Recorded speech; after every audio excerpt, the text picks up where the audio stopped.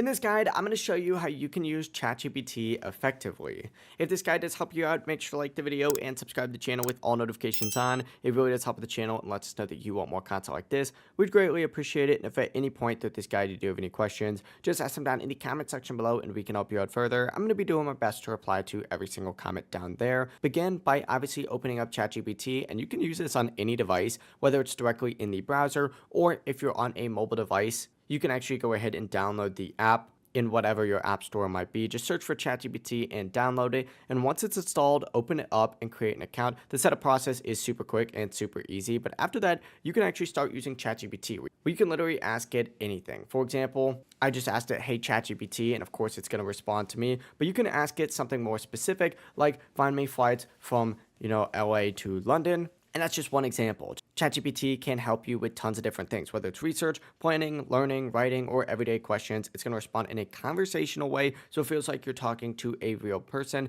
and you'll have full back and forth conversations to narrow things down and get better results. Now, there's different language models here in ChatGPT, which are going to be important for what you're trying to do. If you select ChatGPT up at the top left, you'll see all these language models. I usually recommend just keeping this on auto, but if you want instant answers, you could switch it to instant, or if you want, better results, you could put it on thinking. There's also going to be these legacy modes. I honestly don't really recommend going to these unless you prefer them. I recommend just staying on these top three options right here. But it is good to switch between the legacy modes and these other top modes right here, depending on what you're trying to do. Instant, once again, is what it implies. Replies are going to be a lot faster, but maybe less detailed. And deeper thinking modes may take a little bit longer, but will give you better and more accurate results. That's really all there is to it. Once you start being more specific with your questions and using the right model, ChatGPT becomes an extremely powerful tool. If you did find this guide helpful, make sure to like the video and subscribe to the channel with all notifications on. It really does help the channel and lets us know that you want more content like this.